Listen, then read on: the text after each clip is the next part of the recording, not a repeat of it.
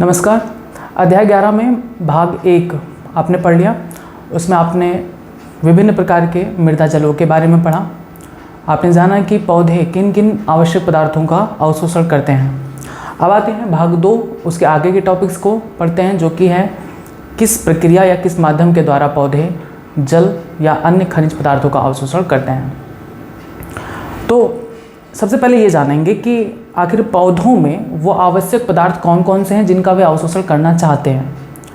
तो पौधे जिन आवश्यक पदार्थों का अवशोषण करना चाहते हैं उनमें जल, खनिज पोषक, कार्बनिक पोषक तथा अन्य जो पौधे के वृद्धि नियामक पदार्थ होते हैं यानी प्लांट ग्रोथ रेगुलेटर्स होते हैं, उनका ये अवशोषण करते हैं। अब यहाँ पर पौधों में कम दूरी पर परिवहन के लिए अलग प्रक्रिया होती है और लंबी दूरी के परिवहन के लिए अलग प्रक्रिया होती है। यानी अगर हम देखें तो अगर एक कोशिका से दूसरे कोशिका के बीच अगर अणुओं का स्थानांतरण होता है तो उसमें अलग प्रक्रिया अपनाई जाती है। और अगर हम देखें कि जड़ से एकदम पौधे के शीर्ष तक अगर कोई अणु का परिवहन होना है तो उसमें अलग प्रक्रिया अपनाई जाती है। ठीक है, सबसे पहले हम पढ़ेंगे कम दूरी के परिवहन के माध्यम और फिर हम पढ़ेंगे आगे लंबी दूरी के परिवहन के माध्यम। अब यहाँ पर जो कम दूरी का जो परिवहन है यानी एक कोशिका से दूसरी कोशिका में किसी अणु का स्थानांतरण, तो इसमें मुख्य रूप से जो प्रक्रिया अपनाई जाती है वह है विसरण, सुसाध्य परिवहन और सक्रिय परिवहन। अगर लंबी दूरी की बात करें तो लंबी दूरी के परिवहन के लिए पौधों में एक विशेष संवहनी तंत्र पाई जाती है। इस संवहनी तंत्र में दो मुख्य प्रकार की कोशिकाएं जाइलम और फ्लोएम होती हैं। जाइलम, मैंने बताया है आपको कि जाइलम का कार्य क्या होता है, जल और खनिज पोषकों का अवशोषण करना, खनिजों का अवशोषण करना, जल और खनिजों का अवशोषण करना, वाटर एंड मिनरल्स। लेकिन अब अगर फ्लोएम की बात करें तो फ्लोएम का कार्य होता है कार्बनिक और खनिज पोषकों का अवशोषण करना। अब यहाँ पर भी कुछ चीज़ें हैं जिनके बारे में मैं आपको बताऊंगा। तो सबसे पहले आप ये जानेंगे कि अगले लाइन से लिखेंगे पौधे जिन आवश्यक पोषक पदार्थों का अवशोषण करते हैं, पोषक पदार्थों का अवशोषण करते हैं, उनमें जल, खनिज पोषक,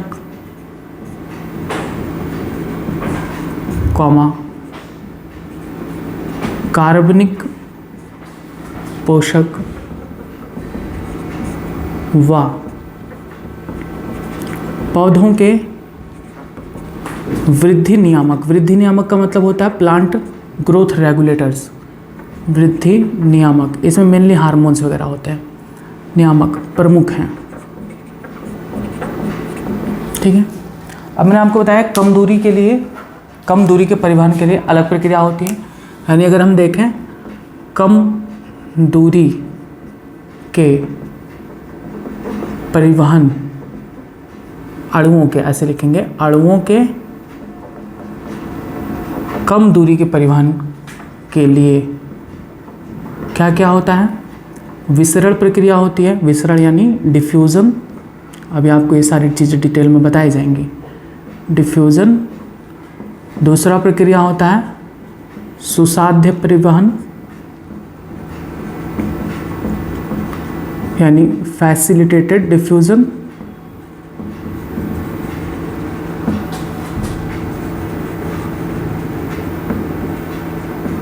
और तीसरा सक्रिय परिवहन यानी एक्टिव ट्रांसपोर्ट।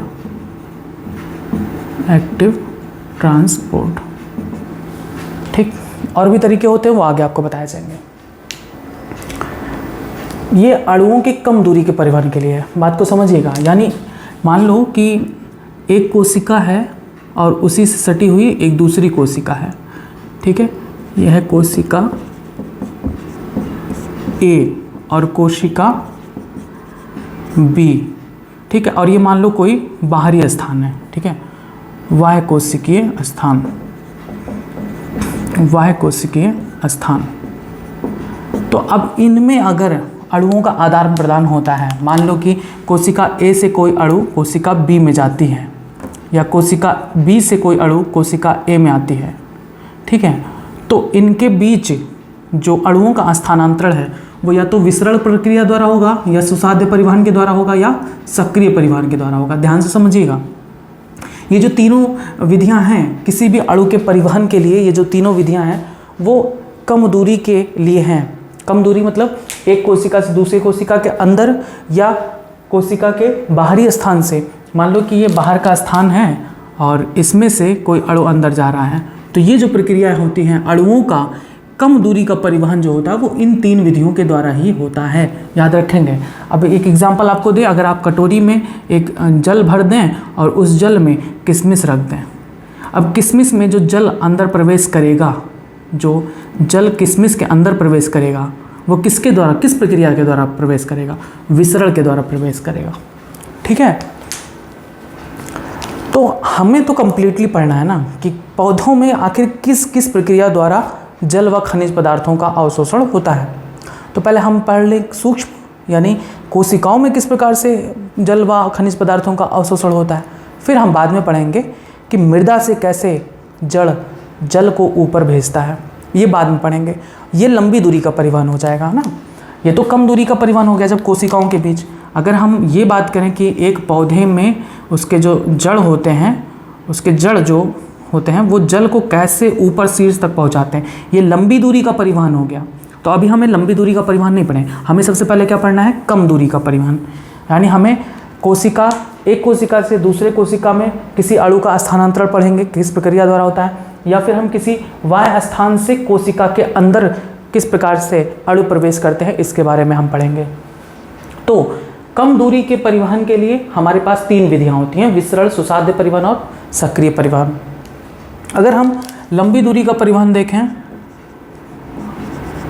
लंबी दूरी का परिवहन, अणुओं का लंबी दूरी का परिवहन, तो इसके लिए पौधों में जो मूलीय पौधे होते हैं यानी जड़ वाले पौधे, उनमें एक संवहन तंत्र पाया जाता है, संवहन तंत्र पाया जाता है।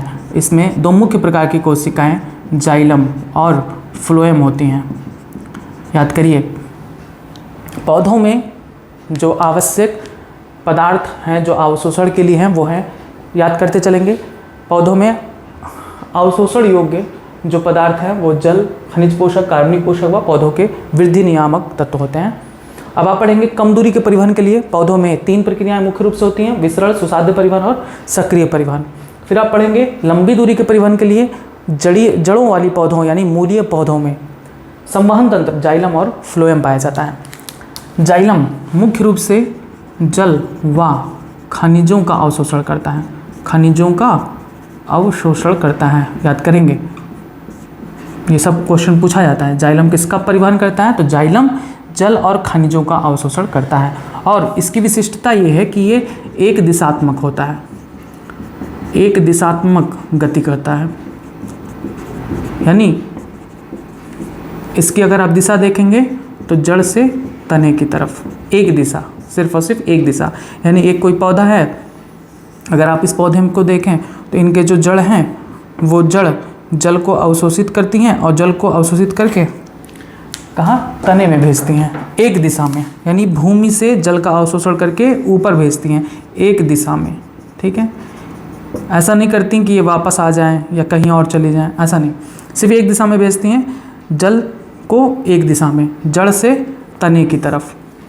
ये भी क्वेश्चन पूछा जाता है कि जाइलम द्वारा जो परिवहन होता है वो एक दिशात्मक होता है या बहुदिशात्मक। एक दिशात्मक का मतलब एक दिशा में, तो यहाँ पर देख रहे हैं एक ही दिशा में होता है। जड़ द्वारा जल का अवशोषण किसके द्वारा, जाइलम के द्वारा। जाइलम के द्वारा जो अवशोषण होता है वो एक दिशा में होता है, यानी जड़ से तने की तरफ।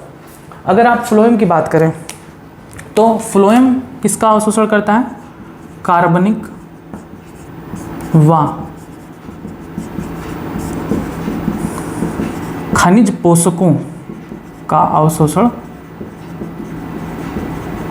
करता है, अवशोषण नहीं, परिवहन लिखेंगे यहाँ पर, खनिजों का परिवहन परिवहन करता है। देखिए फ्लोएम जो होता है वो कार्बनिक और खनिज पोषकों का परिवहन करता है। अब आप सोचेंगे कि ये क्या है, तो एक जो पौधा है उसमें अगर आप देखें तो बहुत सारी क्या पाई जाती हैं, पत्तियां पाई जाती हैं, और पत्तियों में ही प्रकाश संश्लेषण के द्वारा क्या बनता है, पत्तियों में ही प्रकाश संश्लेषण के द्वारा कार्बनिक पदार्थ बनता है। अब ये कार्बनिक पदार्थ जो पौधे में उपस्थित फ्लोएम है, फ्लोएम के माध्यम से ही पत्ती से कहाँ तक, सभी अन्य पौधों अन्य भाग में पहुंचता है, पौधे के अन्य भाग में पहुंचता है फ्लोएम के माध्यम से। यानी ये एक पत्ती है और पत्ती में जो प्रकाश संश्लेषण होता है, पत्ती में प्रकाश संश्लेषण के माध्यम से क्या बनता है, कार्बनिक पदार्थ बनता है। अब ये जो कार्बनिक पदार्थ है वो पत्ती से इसी फ्लोएम के माध्यम से जड़ों तक भी जाता है और ऊपर तक भी जाता है, इधर भी जाता है, उधर भी जाता है, इधर भी जाता है। यानी जो प्रकाश संश्लेषण के द्वारा बना कार्बनिक पदार्थ है, यानी कार्बनिक पदार्थों का जो परिवहन होता है फ्लोएम के द्वारा होता है। और साथ ही साथ ये एक दिशा में नहीं होता, ये क्या होता है, बहुदिशात्मक, नीचे भी जाता है, ऊपर भी जाता है, साइड में भी, इधर भी, हर तरफ मूव करता है। यानी जो फ्लोएम के द्वारा परिवहन होता है वो परिवहन बहुदिशात्मक होता है। नोट कर लीजिए, याद कर लीजिए, बहुदिशात्मक याद करिए। पहले आप इतना सिंपल चीज़ें याद करेंगे कि पौधों में परिवहन के दो रास्ते हैं, एक तो कम दूरी का जो परिवहन है और एक लंबी दूरी का परिवहन।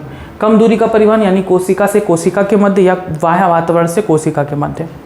तो इसके तीन विधि हैं, विसरण, सुसाध्य परिवहन और सक्रिय परिवहन। याद करिए, कम दूरी के परिवहन के लिए कितनी विधियाँ हैं, तीन, विसरण, सुसाध्य परिवहन और सक्रिय परिवहन। लंबी दूरी के परिवहन के लिए पौधों में संवहन तंत्र जाइलम और फ्लोएम पाया जाता है। जाइलम किसका अवशोषण करता है, जल और खनिज पदार्थों खनिजों का अवशोषण करता है। और इसका जो गति की दिशा होती है वो एक दिशात्मक होता है, यानी एक ही दिशा में गति करती है, जड़ से तने की ओर। फ्लोएम का कार्य क्या है, फ्लोएम कार्बनिक और खनिज पोषकों का परिवहन करता है और इसकी दिशा बहुदिशात्मक होती है, यानी इसकी जो गति होती है कई दिशा में होती है। ये क्वेश्चन भी बहुत इंपॉर्टेंट है, बार बार पूछा जाता है कि बताइए किसकी दिशा एक दिशात्मक होती है और किसकी बहुदिशात्मक। तो फ्लोएम द्वारा जो परिवहन होता है वो बहुदिशात्मक और जाइलम के द्वारा जो परिवहन होता है वो एक दिशात्मक होता है। आइए अब नेक्स्ट हम पढ़ते हैं माध्यम या प्रक्रिया कि किस किस प्रकार से पौधों में अणुओं का परिवहन होता है। सबसे पहले हम पढ़ेंगे विसरण। कम दूरी के परिवहन से स्टार्ट करते हैं। पहला हम पढ़ेंगे विसरण या डिफ्यूज़न। आपको इसके बारे में थोड़ा बहुत पहले बताया गया होगा कि विसरण प्रक्रिया क्या होती है। अणुओं का अपने अधिक सांद्रता से कम सांद्रता की ओर गति करना ही विसरण कहलाता है।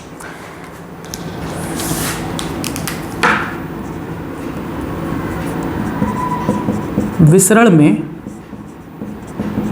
अणु अत्यधिक गतिशील होते हैं।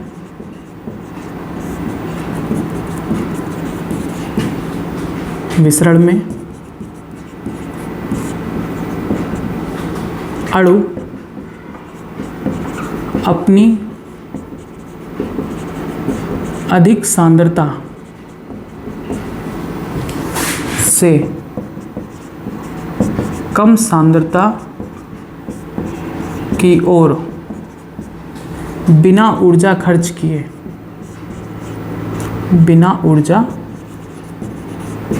किए गति करते हैं। इतना आप याद करिए। पहले विसरण क्या होता है, तो विसरण का मतलब होता है अणुओं का अपनी अधिक सांद्रता से कम सांद्रता की ओर गति करना। अब ये क्या है, आइए समझते हैं। एक बाउल लीजिए और उस बाउल में जल भर दीजिए और फिर उसमें एक आप डाल दीजिए किशमिश, ठीक है, एक किशमिश आप डाल दीजिए, रात भर के लिए भी छोड़ दीजिए। आप सुबह देखेंगे तो जो जल होता है, जल वो उस किशमिश के अंदर भर जाता है, जिससे किशमिश फूल जाती है।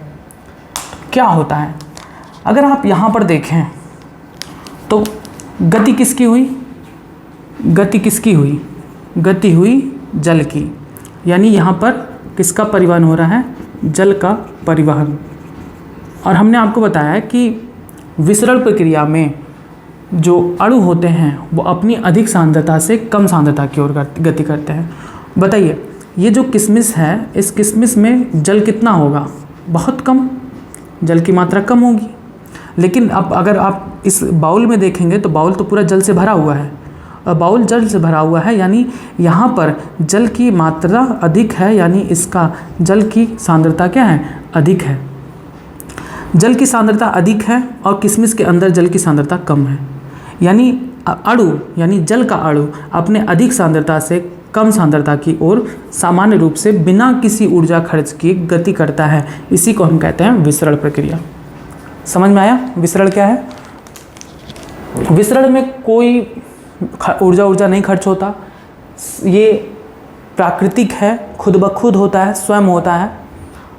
अगर आप एक और एग्जांपल देखते हैं, होता क्या है, मैंने बताया ना कि विसरण का मतलब होता है कि अणुओं का अपनी अधिक सांद्रता से कम सांद्रता की ओर गति करना। अब अणु कोई भी हो सकता है, गैस का अणु भी हो सकता है, द्रव का अणु भी हो सकता है, ठोस का भी हो सकता है। लेकिन यहाँ पर ध्यान रखने वाली बात ये होती है कि जो विसरण होता है वो द्रव और गैस में तो सामान्य रूप से देखा जा सकता है, लेकिन ठोस में विसरण बहुत ही, कह सकते हैं, कुछ अंश तक संभव होता है, यानी बहुत ही कम पाया जाता है। अगर आप एक और एग्जांपल लें, आप अगरबत्ती जब जलाते हैं, एक कोने पर रखते हैं और आप वहाँ खड़े हो दूसरे कोने पर, वहाँ तक महकता है। कैसे? क्योंकि अगरबत्ती जब जलाते हैं तो जलने के बाद उससे निकले हुए गैसों के अणुओं की सांद्रता वहाँ पर अधिक होती है। और मैंने बताया ना कि विसरण क्या है? सामान्य प्रक्रिया है, हर जगह होती है, स्वतः होती है। विसरण प्रक्रिया में यानी जहाँ पर आपने अगरबत्ती जलाया है वहाँ पर गैसों की अणुओं की संख्या ज़्यादा है, तो गैस के अणुओं की संख्या अपने अधिक सांद्रता से कम सांद्रता की ओर तब तक गति करते हैं जब तक दोनों की सांद्रता बराबर ना हो जाए। यहाँ पर भी वही चीज़ लगता है कि जल तब तक किशमिश के अंदर जाता रहेगा जब तक कि किशमिश के अंदर और किशमिश के बाहर जल की सांद्रता बराबर ना हो जाए। ठीक है, यही कहलाता है विसरण प्रक्रिया। यानी जब अगरबत्ती आप जलाते हैं तो अगरबत्ती से निकले हुए गैस के अणुओं की संख्या वहाँ पर ज़्यादा है और उस कोने पर अणुओं की संख्या कम है, तो वह अधिक सांद्रता से कम सांद्रता की ओर गति करती है, जिससे हमें एक कोने से दूसरे कोने पर भी उसकी सुगंध आती है। यह है विसरण प्रक्रिया। यानी विसरण की प्रक्रिया में आपने क्या जाना है? विसरण में अणु अपनी अधिक सांद्रता से कम सांद्रता की ओर बिना ऊर्जा खर्च किए गति करते हैं। ठीक, ये हो गया। अब कुछ इंपॉर्टेंट पॉइंट और देखेंगे विसरण में ही, कि विसरण प्रक्रिया जो है वो द्रव व गैस में विसरण सामान्य रूप से देखी जा सकती है, सामान्य रूप से देखी जा सकती है, परंतु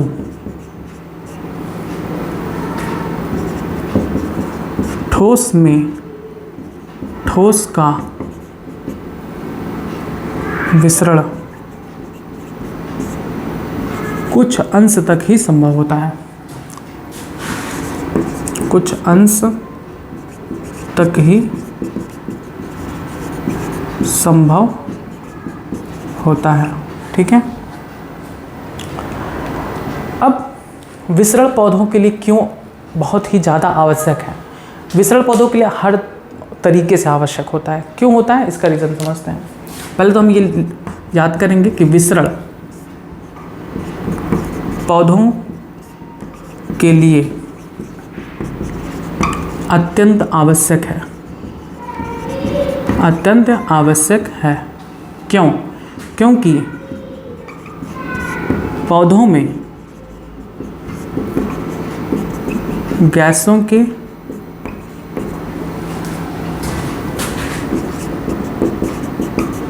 आदान प्रदान के लिए विसरण ही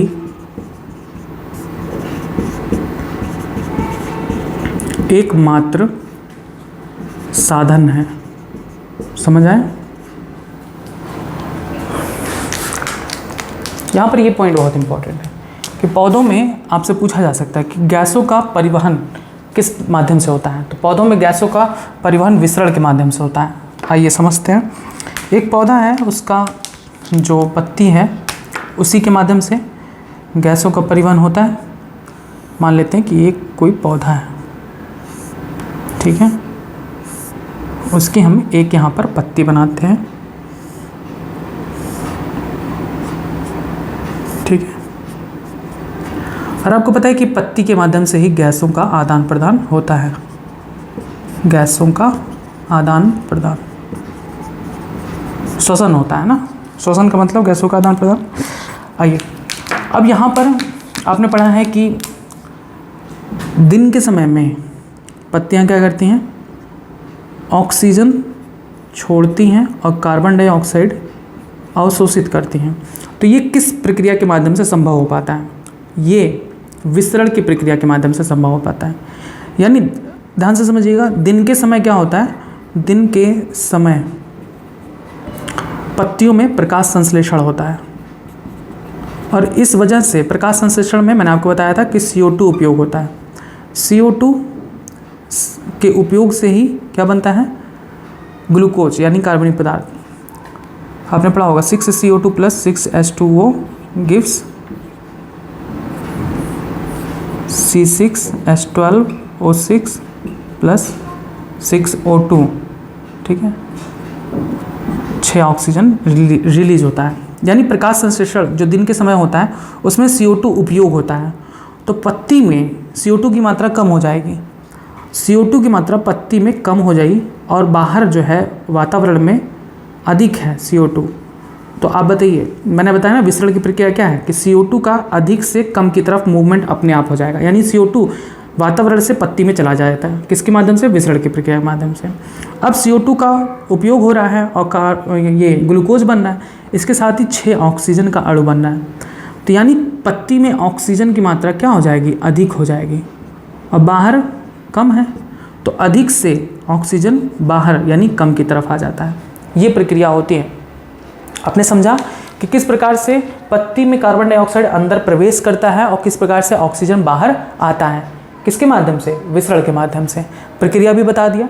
क्यों ऐसा होता है, क्योंकि दिन के समय पत्तियों में प्रकाश संश्लेषण होता है और उसमें कार्बन डाइऑक्साइड यूज़ होता है। तो पत्ती में जब कार्बन डाइऑक्साइड यूज़ हो रहा है तो पत्ती में कार्बन डाइऑक्साइड की मात्रा कम होगी, लगातार कार्बन डाइऑक्साइड यूज कर ली जा रही है तो पत्ती में कार्बन डाइऑक्साइड कम होगी। ऐसे ही जैसे हम अगर पानी पी रहे हैं, अंदर पानी उपयोग हो रहा है तो हमें और प्यास लगेगी, हम और पानी पिएंगे। उसी तरीके से पत्ती में कार्बन डाइऑक्साइड जब उपभोग हो रहा है, प्रयोग हो रहा है, तो यहाँ पर पत्ती में कार्बन डाइऑक्साइड की मात्रा कम हो जाती है और बाहर अधिक है तो अधिक से कम की तरफ यानी वातावरण से पत्ती के अंदर स्वतः ही विसरण के माध्यम से कार्बन डाइऑक्साइड प्रवेश कर जाता है। फिर आप देख रहे हैं कि पत्ती में ही कार्बन डाइऑक्साइड की मदद से ऑक्सीजन बन रहा है, यानी पत्ती में ऑक्सीजन की मात्रा अधिक हो जाएगी। तो वातावरण में अगर इसके कंपैरिजन में कम है तो अधिक यानी पत्ती से ऑक्सीजन बाहर वातावरण में चली जाती है विसरण के माध्यम से। इसीलिए विसरण पौधों के लिए बहुत अत्यंत आवश्यक है, क्योंकि गैसों का जो आदान प्रदान है वो विसरण के माध्यम से ही होता है। अब विसरण की प्रक्रिया किसके किसके द्वारा प्रभावित हो सकती है, आइए समझते हैं।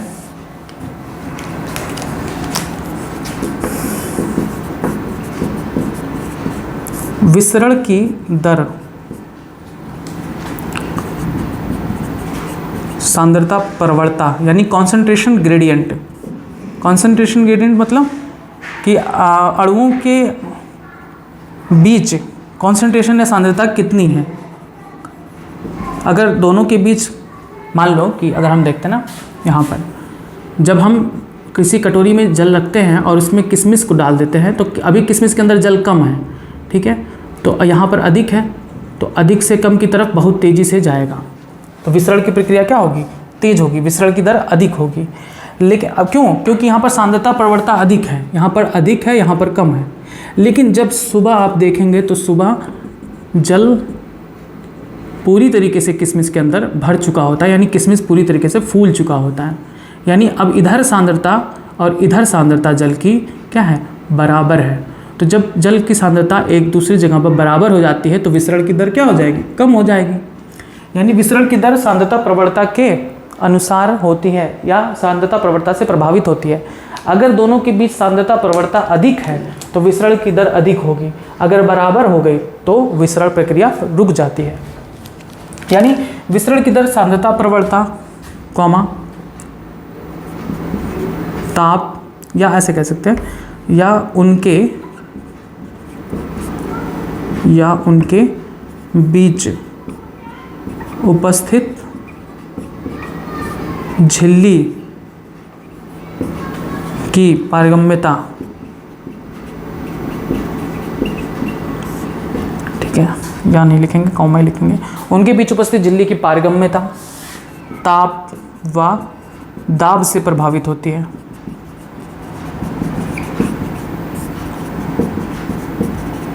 समझिएगा, आपने ये तो समझा कि विसरण की दर सांद्रता प्रवणता से किस प्रकार से प्रभावित होती है।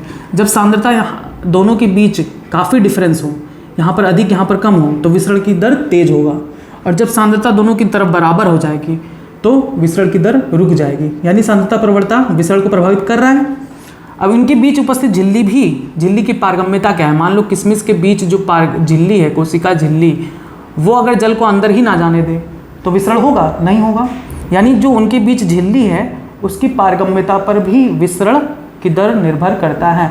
अगर वो झिल्ली पारगम्य है, पारगम्य का मतलब होता है किसी अणु को अपने ओर से अंदर या बाहर जाने दें। जैसे छन्नी होता है, छन्नी को आप जब कप पे रखते हो तो जब चाय छानते हो तो चाय पत्ती रुक जाती है और चाय नीचे चला जाता है, कप में चला जाता है। तो छन्नी क्या है? एक झिल्ली का कार्य कर रहा है, मतलब कुछ ही चीज़ों को बाहर जाने दे रहा है, कुछ चीज़ों को रोक ले रहा है।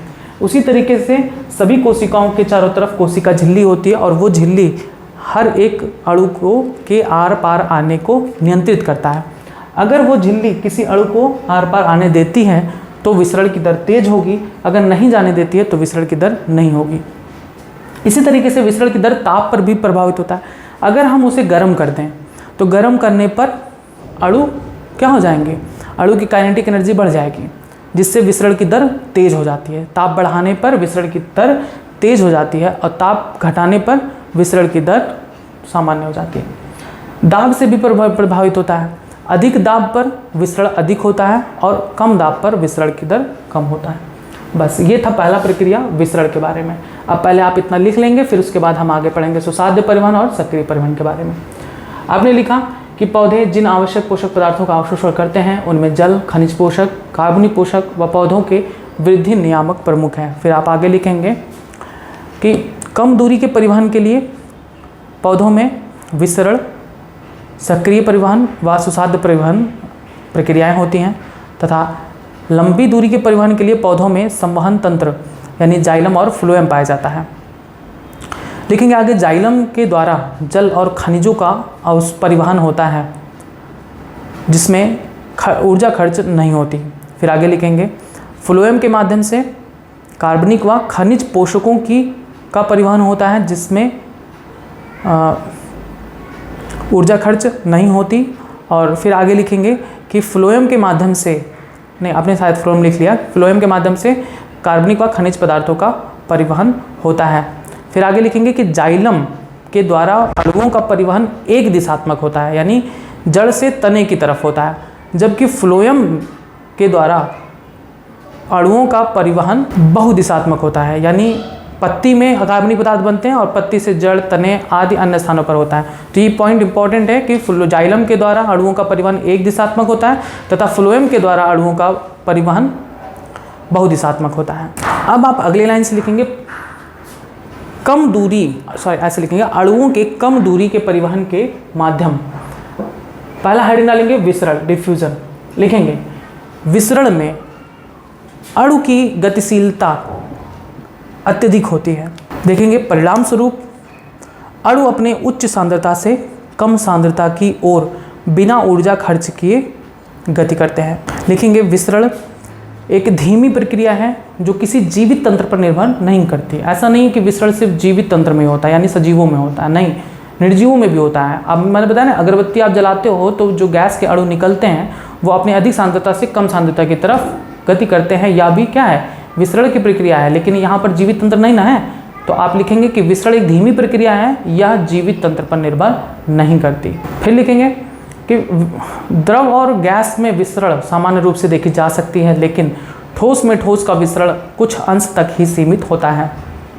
फिर आगे लिखेंगे पौधों के लिए विसरण एक अत्यंत महत्वपूर्ण प्रक्रिया है, क्योंकि पौधों में गैसों के आदान प्रदान के लिए विसरण ही एक अकेला माध्यम होता है। अगली लाइन से देखेंगे कि विसरण की दर, सांद्रता प्रवणता यानी कॉन्सेंट्रेशन ग्रेडियंट, कॉमा उनके बीच उपस्थित झिल्ली की पारगम्यता, कॉमा ताप व दाब से प्रभावित होती है। अब आते हैं हम दूसरी प्रक्रिया पढ़ते हैं जो कि है सुसाध्य परिवहन यानी फैसिलिटेटेड डिफ्यूज़न। ये सब बातें आप एकदम रट डालिए, बहुत इंपॉर्टेंट है। केमिस्ट्री में भी आपको ये विसरण वगैरह पढ़ाया गया होगा।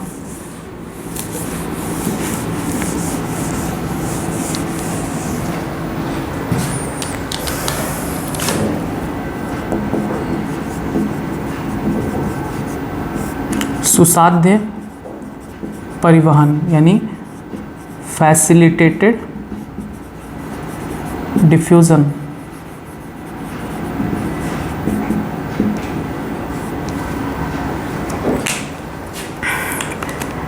मैंने आपको बताया था बायोमॉलिक्यूल्स में यानी चैप्टर नंबर 9 में जैविक अणु में कि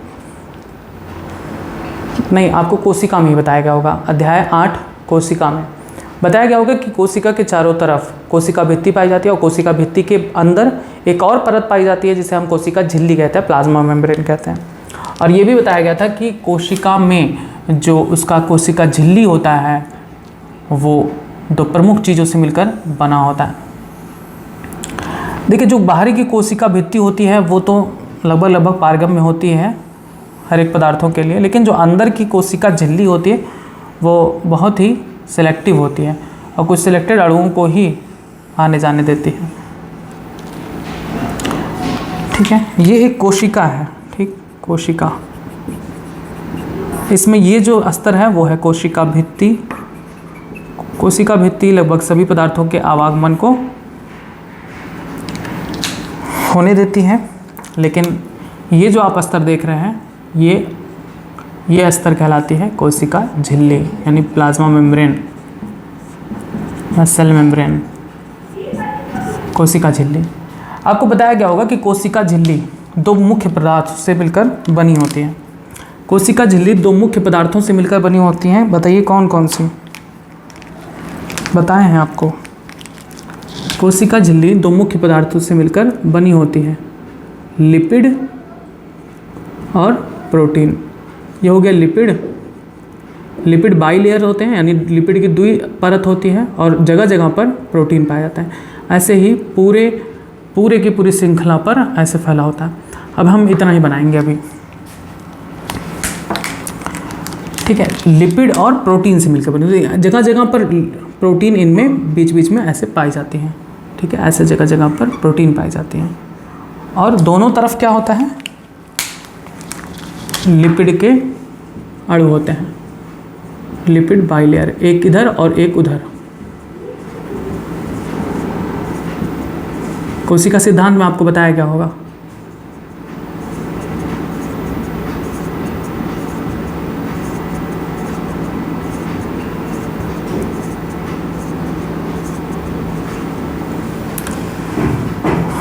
अब इसको हम बड़ा करके दिखाते हैं, इसी को हम और बड़ा करके दिखाते हैं। कोशिका झिल्ली लिपिड के 2 लेयर से और जगह जगह प्रोटीन से मिलकर बनी होती है। याद करिए, कोशिका झिल्ली लिपिड के 2 परत और प्रोटीन से मिलकर बनी होती हैं। ये हो गया लिपिड का एक परत और ये हो गया दूसरी परत। ठीक है, आपने पढ़ा होगा ऐसे होता है, लिपिड 2 परत प्लस प्रोटीन। इसमें कई मॉडल दिया गया था, सैंडविच मॉडल था और भी कई मॉडल था, जिसमें बताया गया कि जो कोशिका झिल्ली होती है लिपिड की 2 परत से पाई जाती है और जगह जगह पर प्रोटीन होता है। बाद में तरल mosaic model, fluid mosaic model को ही मान्य रखा गया और तरल मोज़ेक मॉडल कहता है कि जो कोशिका झिल्ली होती है लिपिड बाइलेयर की बनी होती है, जिनमें जगह जगह पर प्रोटीन पाए जाते हैं।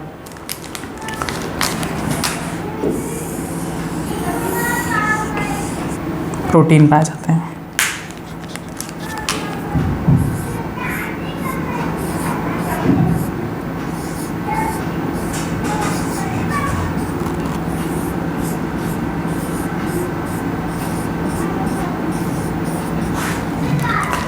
ये हो गया कोशिका झिल्ली। झिल्ली, ठीक है, ये पोर्शन, ये हो गया कोशिका झिल्ली। ये अंदर का स्थान, कोशिका के अंदर का स्थान, कोशिका के अंदर का स्थान, और ये जो हो गया वो हो गया कोशिका के बाहर का स्थान, कोशिका के बाहर का स्थान, ठीक है। ये इनके लिए है।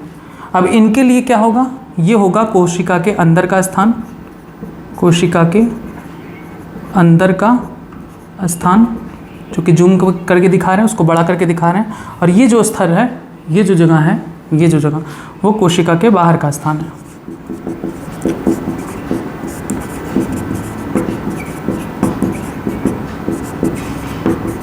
ठीक है, ये क्या है, लिपिड है,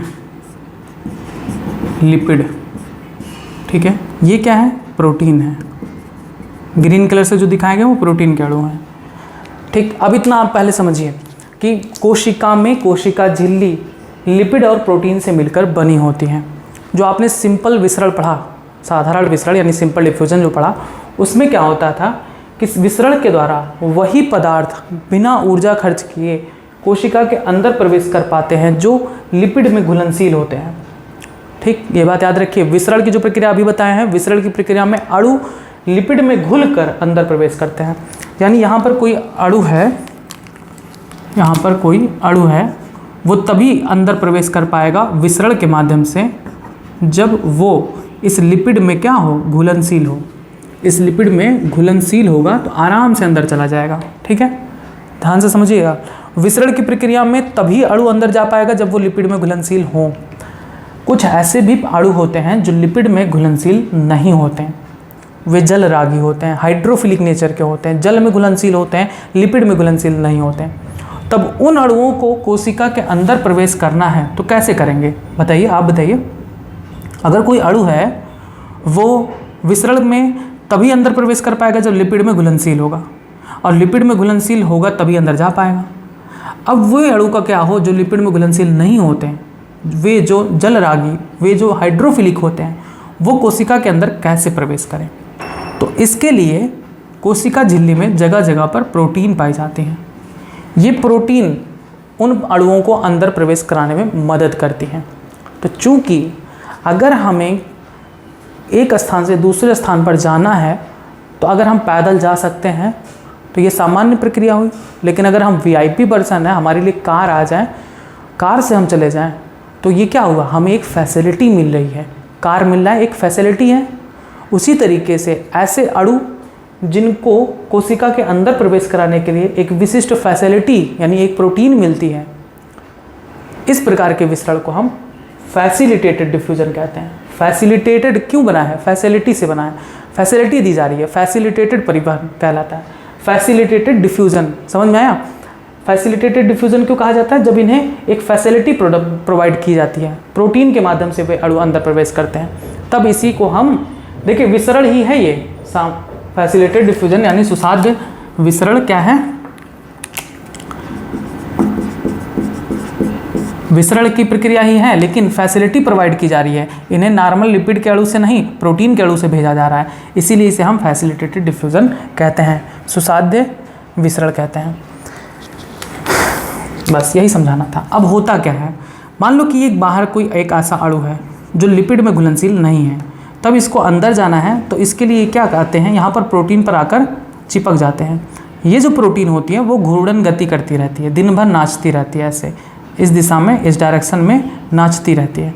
तो कभी इसका मुख इधर होगा और कभी इसका मुख क्या होगा, इधर होगा, क्योंकि ये ऐसे नाच रहा है ना। मान लेते हैं कि देखिए ये प्रोटीन है और प्रोटीन घूर्णन गति करती है, प्रोटीन झिल्ली में घूर्णन गति करती है।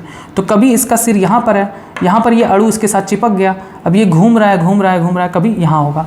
तो जब ये अणु यहाँ पर आता है तो अणु निकलकर कोशिका के अंदर चला जाता है। यही तरीका होता है, समझिएगा। प्रोटीन किस प्रकार से किसी अणु को कोशिका के अंदर प्रवेश कराती है, जब ये घूर्णन करती है, क्योंकि प्रोटीन घूर्णन करती है। अब यहाँ पर वे अणु जो लिपिड में घुलनशील नहीं होते हैं वो इन प्रोटीन से जाकर चिपक जाते हैं। प्रोटीन ऐसे से घूमती रहती है और घूमती है, जब ये प्रोटीन का सिर यहाँ पर कोशिका के अंदर की तरफ आता है तो ये यहाँ से निकल जाते हैं। समझ में आया। यही कहलाता है सुसाध्य विसरण यानी फैसिलिटेटेड डिफ्यूजन। जब किसी अणु को कोशिका के अंदर प्रवेश कराने के लिए फैसिलिटी प्रोवाइड कराई जाती है तब उसे हम फैसिलिटेटेड डिफ्यूज़न कहते हैं। अब इसे सामान्य रूप से आप ऐसे याद करेंगे कि वे अणु जो लिपिड में घुलनशील नहीं होते, जलरागी होते हैं यानी हाइड्रोफिलिक होते हैं, उन्हें कोशिका के अंदर प्रवेश कराने के लिए कोशिका झिल्लिका प्रोटीन उपलब्ध कराती है। वे प्रोटीन उन अणुओं को कोशिका के अंदर प्रवेश कराने में मदद करती हैं।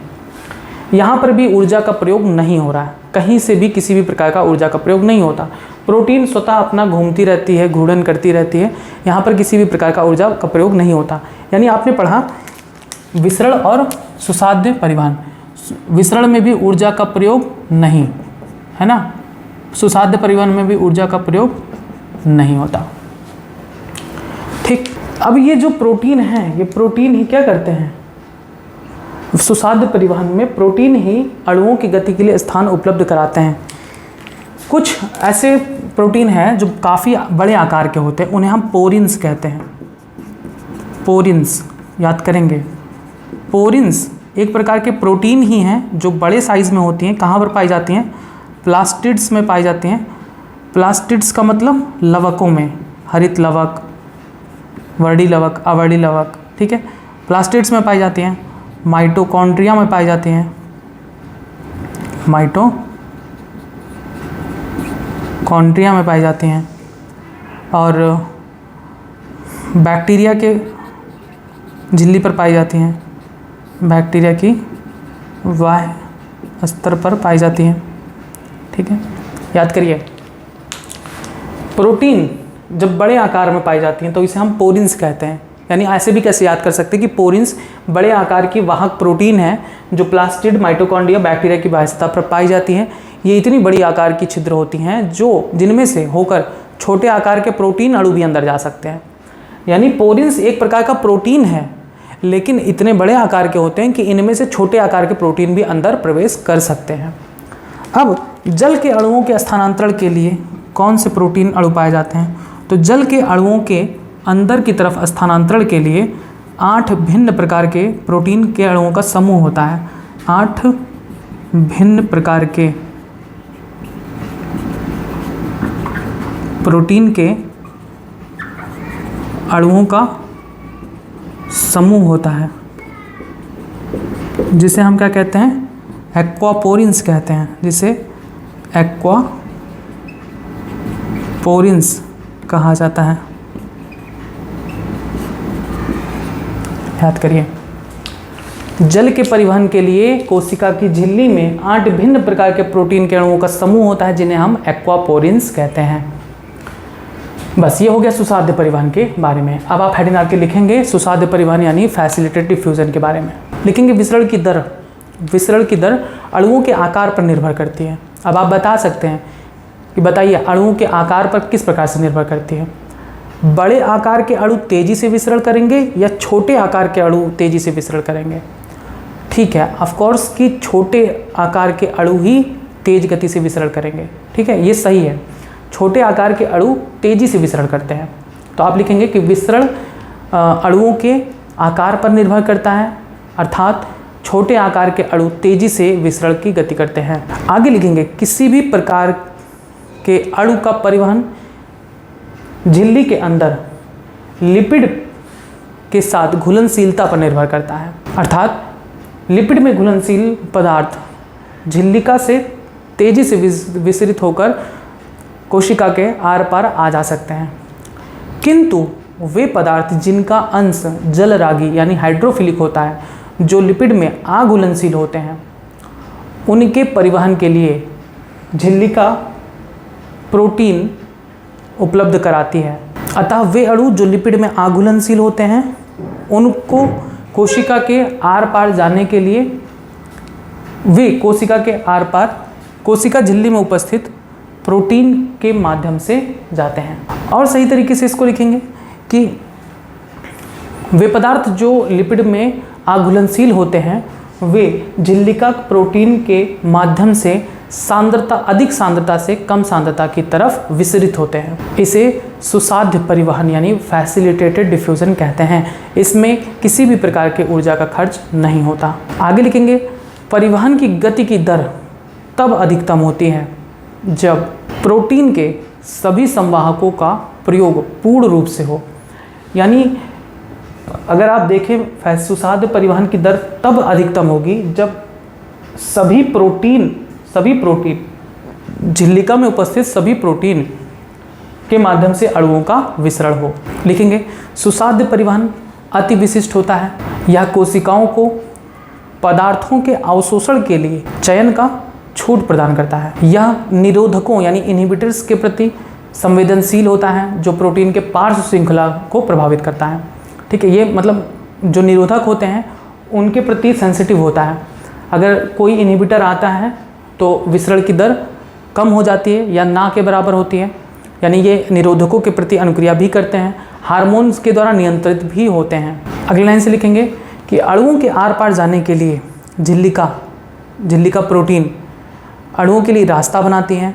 लिखेंगे, कुछ रास्ते सदैव खुले होते हैं परंतु कुछ रास्ते नियंत्रित होते हैं। फिर आगे लिखेंगे, कुछ रास्ते या कुछ प्रोटीन्स आकार में बड़े होते हैं जो अन्य प्रोटीन को भी आर पार जाने में मदद करते हैं। लिखेंगे, पोरिन्स एक प्रकार का प्रोटीन है जो प्लास्टिड्स, माइटोकॉन्ड्रिया या बैक्टीरिया के बाह्य स्तर में पाई जाती है या एक बड़े छिद्र का निर्माण करती हैं जिसके द्वारा छोटे प्रोटीन के अणु भी आर पार आ जा सकते हैं। अगली लाइन से लिखेंगे, बाह्यकोशिकीय अणु परिवहन प्रोटीन से बंधित होते हैं, परिवहन प्रोटीन से बंधित रहते हैं। फिर आगे लिखेंगे, और यही परिवहन प्रोटीन बाद में घूर्णित होकर अणु को कोशिका के अंदर मुक्त कर देती है। आगे लिखेंगे, उदाहरण के लिए जल मार्ग जो कि 8 भिन्न प्रकार के प्रोटीन अणुओं का बना होता है जिसे एक्वापोरिन्स कहते हैं। अब एनसीईआरटी में जो फिगर दिया गया है उस फिगर को आप बना लेंगे।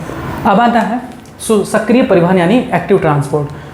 तो एक्टिव ट्रांसपोर्ट यानी सक्रिय परिवहन से पढ़ने से पहले एक पॉइंट और है एनसीईआरटी का, उसको भी समझ लेते हैं।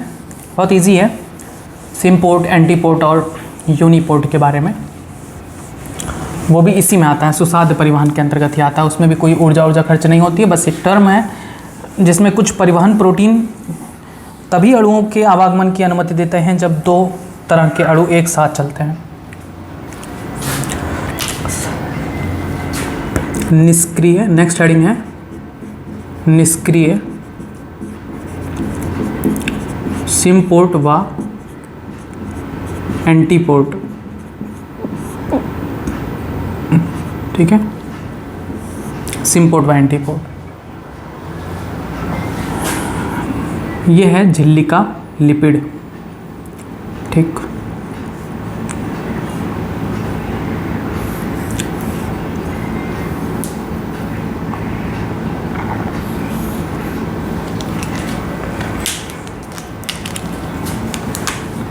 ये है प्रोटीन अणु।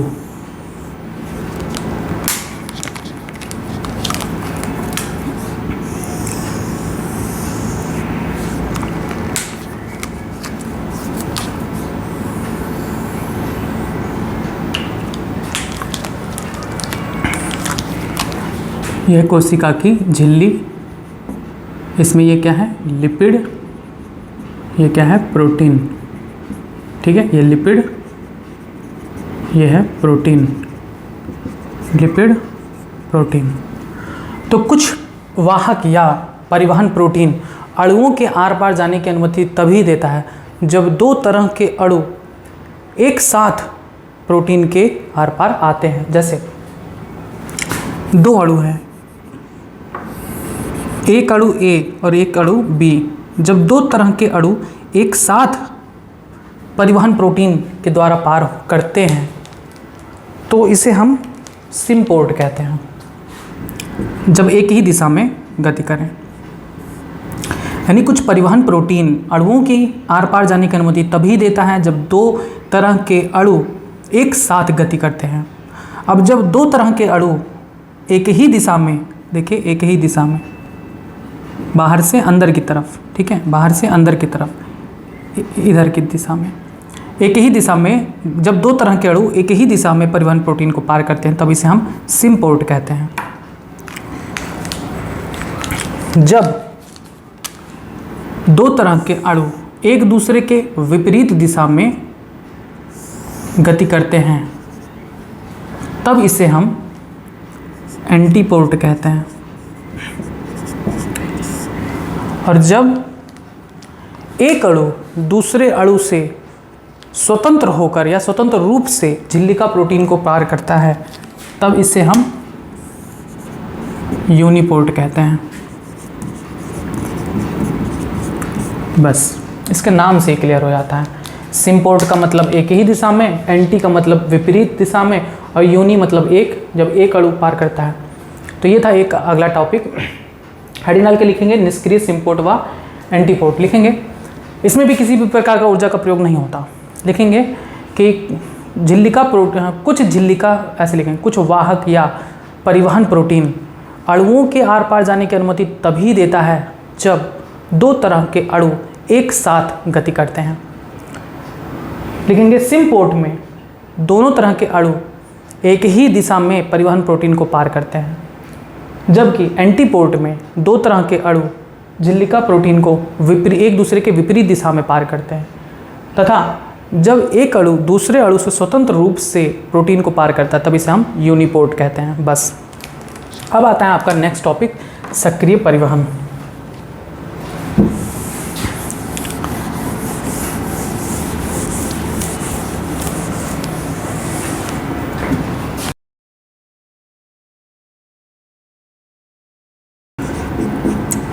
सक्रिय परिवहन यानी एक्टिव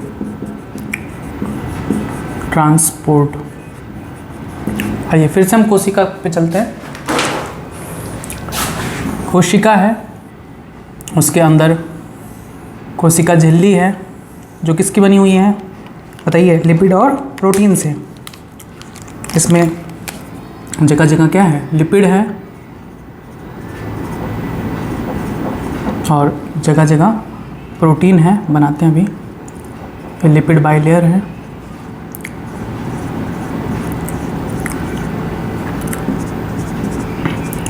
सॉरी, 3 कैसे बनाती है।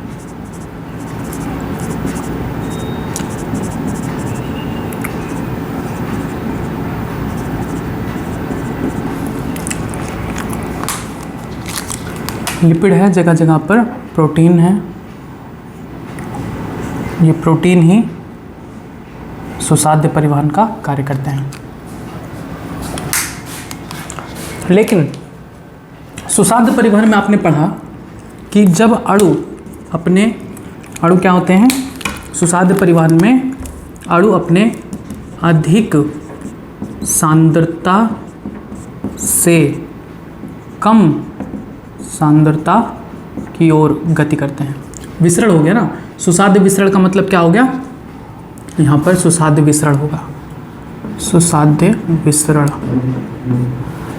विसरण का मतलब क्या होता है, विसरण का मतलब होता है अपनी अधिक सांद्रता से कम सांद्रता की ओर जाना। जैसे मान लो ये किशमिश है और यहाँ पर क्या है, जल है, तो जल क्या होगा, अपने अधिक सांद्रता, क्योंकि कटोरी में जल ज़्यादा है और किशमिश के अंदर जल कम है, तो कम सांद्रता से अधिक सांद्रता से कम सांद्रता की ओर प्रोटीन के माध्यम से चला जाता है। इसे हम कहते हैं सुसाध्य विसरण। कोई ऊर्जा खर्च नहीं होती, क्योंकि जल है, जल के परिवहन के लिए प्रोटीन्स पाए जाते हैं और प्रोटीन्स अपनी अधिक सांद्रता से कम सांद्रता की ओर बिना किसी ऊर्जा खर्च किए चला जाता है। लेकिन कुछ ऐसे अणु होते हैं जिनकी आवश्यकता कोशिका को अधिक मात्रा में होती है। यानी हम कह सकते हैं कि एक ऐसा अणु है जिसकी सांद्रता कोशिका के अंदर अधिक है और बाहर उसकी सांद्रता कम है। ठीक है, मान लो कोई अणु है, ये अणु है, उसकी सांद्रता बाहर कम है, अधिक सांद्रता उसकी अधिक है अंदर, कोशिका के अंदर। तो विसरण क्या कहता है, विसरण कहता है अधिक से कम की तरफ, यानी कोशिका से बाहर की तरफ निकल आना चाहिए। लेकिन कोशिका को उस अणु की आवश्यकता और अधिक है, तब क्या करेंगे, मतलब कि इस अणु की सांद्रता यहाँ पर अधिक है, लेकिन फिर कोशिका कह रही है हमें और ये अणु चाहिए और चाहिए, तो ये कैसे अंदर लेगा, तो ये कैसे अंदर प्रवेश करेगा, तब यहाँ पर जो प्रोटीन होती हैं ऊर्जा का प्रयोग करती हैं।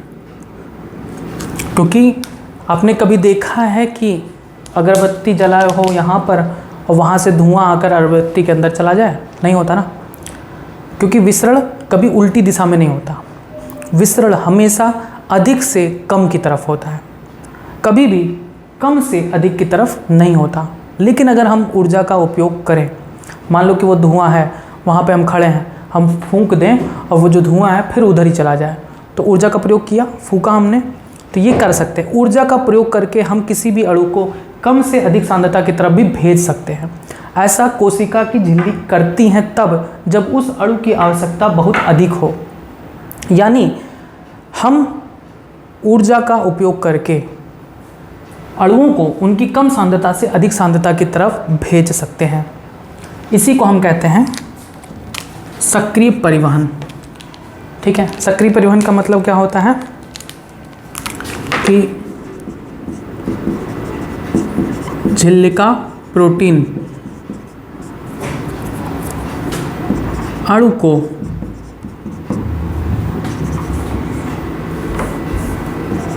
सांद्रता प्रवणता के विरुद्ध, सांद्रता प्रवणता के विरुद्ध कार्य कर रहा है ना। अधिक से कम की तरफ जाना चाहिए लेकिन कम से अधिक की तरफ भेज रहे हैं। सांद्रता प्रवणता के विरुद्ध अर्थात कम सांद्रता से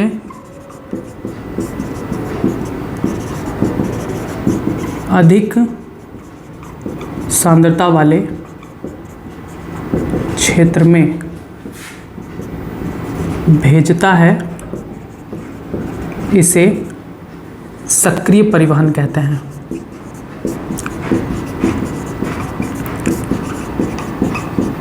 क्लियर है? यानी जो झिल्लिका प्रोटीन होती है, झिल्लिका प्रोटीन, वो सुसाध्य परिवहन भी करती है, सुसाध्य परिवहन भी करती है और आवश्यकता पड़ने पर वो सक्रिय परिवहन भी करती है। ठीक है, देखिए सुसाध्य परिवहन भी करती है का मतलब क्या है? अणुओं को अधिक सांद्रता से कम सांद्रता की तरफ भेजती है बिना ऊर्जा के। लेकिन अगर आवश्यकता है किसी अणु को तो उसे कम सांद्रता से अधिक सांद्रता की तरफ भी भेज सकता है ऊर्जा का प्रयोग करके। यानी अभी तक आपने पढ़ा कि विसरण में ऊर्जा का प्रयोग नहीं होता, सुसाध्य परिवहन में विसरण का ऊर्जा का प्रयोग नहीं होता, लेकिन सक्रिय परिवहन में ऊर्जा का प्रयोग होता है। बस यही है कम दूरी का परिवहन।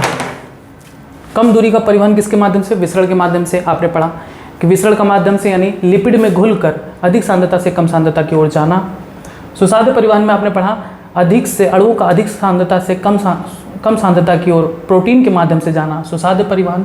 फिर आपने सक्रिय परिवहन को पढ़ा कि सक्रिय परिवहन में सांद्रता प्रवणता के विरुद्ध यानी अणुओं का कम सांद्रता से अधिक सांद्रता की तरफ प्रोटीन द्वारा ऊर्जा का उपयोग करके भेजा जाता है, इसे हम सक्रिय परिवहन कहते हैं। बस अब आप इसमें हरी डाल के लिखेंगे सक्रिय परिवहन।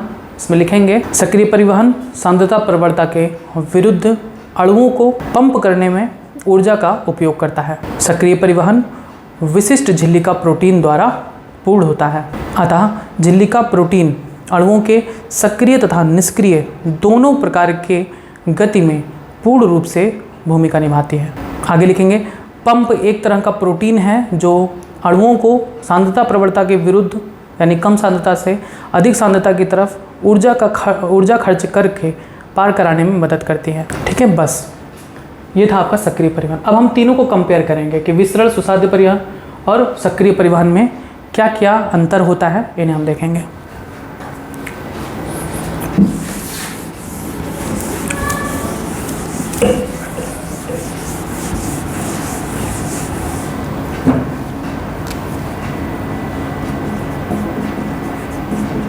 विभिन्न परिवहन विधियों की तुलना, गुण, फिर देखेंगे वो गुण विसरण में है या नहीं, फिर देखेंगे वो गुण सुसाध्य परिवहन में है या नहीं, फिर हम देखेंगे वह गुण सक्रिय परिवहन में है या नहीं। पहला गुण,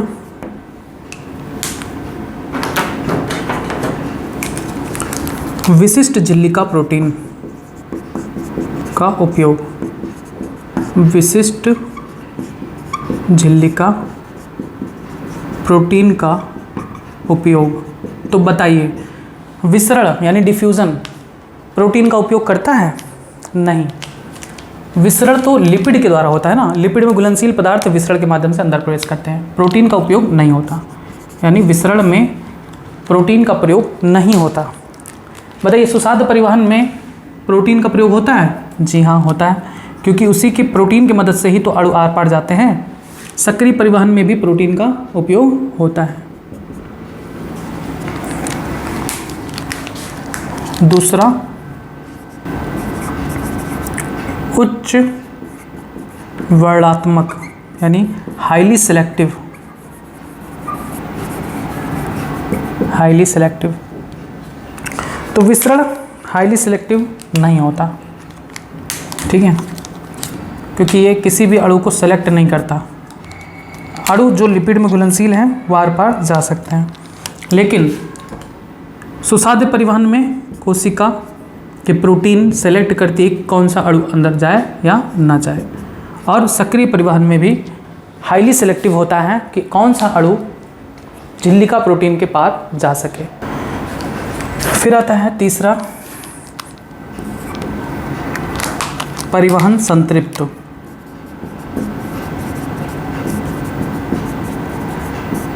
यानी ट्रांसपोर्ट सैचुरेट, यानी कि कितने ज़्यादा अणु उसमें अधिक से अधिक भाग ले सकते हैं। तो विसरण में ऐसा कुछ भी नहीं है, प्रोटीन में सारे के सारे अणु भाग ले सकते हैं, और सक्रिय परिवहन में भी सारे के सारे अणुओं को, प्रोटीन के अणुओं को पार कराने में मदद कर सकते हैं। यानी परिवहन संतृप्त सुसाद्य परिवहन और सक्रिय परिवहन दोनों में पाया जाता है। नेक्स्ट आता है चौथा, शिखरोपरि परिवहन। शिखरोपरि परिवहन का मतलब होता है अप हिल ट्रांसपोर्ट, मतलब सांद्रता प्रवणता के विरुद्ध, सांद्रता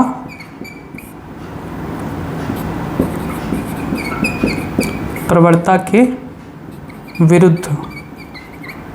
यानी क्या मतलब हुआ?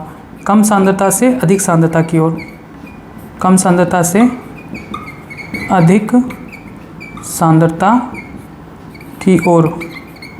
तो बताइए, विसरण में अणु कम सांद्रता से अधिक सांद्रता की ओर जाते हैं? नहीं, विसरण में अणु अधिक सांद्रता से कम सांद्रता की ओर जाते हैं।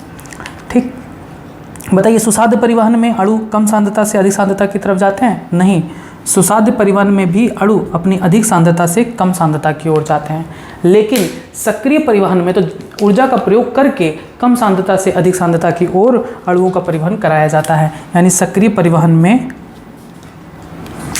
शिखरोपरि परिवहन होता है, अपहिल ट्रांसपोर्ट होता है। पूछा जा सकता है कि अपहिल ट्रांसपोर्ट किस में होता है, तो याद रखेंगे सक्रिय परिवहन में। नेक्स्ट लास्ट आता है एटीपी ऊर्जा का प्रयोग। ये भी सबसे ज़्यादा पूछा जाता है। एटीपी ऊर्जा का प्रयोग किस में होता है? एटीपी ऊर्जा का प्रयोग विसरण में नहीं होता, लेकिन सुसाद्य परिवहन में भी नहीं होता। सुसाद्य परिवहन में भी एटीपी ऊर्जा का प्रयोग नहीं होता। एटीपी ऊर्जा का प्रयोग सक्रिय परिवहन में होता है। बस ये हो गया कंप्लीट विभिन्न परिवहन विधियों की तुलना। ठीक, यहाँ पर जो सबसे ज़्यादा पूछा जाता है वो ये कि शिखरोपरि परिवहन यानी अपहिल ट्रांसपोर्ट किस में होता है, तो सिर्फ और सिर्फ सक्रिय परिवहन में होता है। अणु अपनी कम सांद्रता से अधिक सांद्रता की ओर जाते हैं ऊर्जा का प्रयोग करके। एटीपी ऊर्जा का प्रयोग किस में होता है, तो यह भी सिर्फ सक्रिय परिवहन में होता है। बस ये था आपका लास्ट टॉपिक। इसमें आप कुछ पॉइंट पहले लिखेंगे, फिर इस पैराग्राफ को बनाएंगे। लिखेंगे विभिन्न परिवहन विधियों की तुलना, और इसमें लिखेंगे झिल्लिका की प्रोटीन विसरण, सुसाद्य परिवहन तथा सक्रिय परिवहन के लिए उत्तरदायी होती है, तथा इस प्रकार यह उच्च वर्णात्मक यानी हाईली सिलेक्टिव होने के सामान्य लक्षण जैसे संतृप्त होना, निरोधकों के प्रति अनुक्रिया तथा हार्मोनीय नियंत्रण प्रदर्शित करते हैं। यहाँ पर शुरू में आपको शायद ये भी लिखवा दिया गया है कि झिल्ली का प्रोटीन विसरण काट दीजिएगा। झिल्ली का प्रोटीन सिर्फ सुसाध्य परिवहन और सक्रिय परिवहन के लिए उत्तरदायी होता है। अब आखिरी लाइन में लिखेंगे, लेकिन विसरण चाहे सुसाध्य हो या नहीं हमेशा सांद्रता प्रवणता के अनुसार ही होता है तथा बिना ऊर्जा खर्च किए होता है। बस ये था आज का टॉपिक भाग 2 का, जिसमें आपको सक्रिय परिवहन तक बताया गया। अब इसके बाद कुछ और प्रोसेस होंगे, जैसे अंतःशोषण किसे कहते हैं, परासरण किसे कहते हैं, जल अंतःशक्ति क्या होता है, इनके बारे में आपको बताया जाएगा। फिर आपको बताया जाएगा लंबी दूरी का परिवहन। अगर जो लिखवाने में थोड़ी बहुत आपको एरर हुई हो तो आप NCERT बुक से देख लें। NCERT बुक से ही मैंने लिखवाया है, वहाँ पर आपको सारी चीज़ें मिल जाएंगी। तो उम्मीद है यह टॉपिक आपको समझ में आया। कुछ क्वेश्चन हैं जिनके आंसर्स आपको कमेंट बॉक्स में जरूर देना है। पहला क्वेश्चन कि जाइलम किन पदार्थों का परिवहन करता है। दूसरा क्वेश्चन फ्लोएम किन पदार्थों का परिवहन करता है। तीसरा क्वेश्चन जाइलम द्वारा परिवहन एक दिशात्मक होता है या बहुदिशात्मक। विसरण की प्रक्रिया क्या कहलाती है।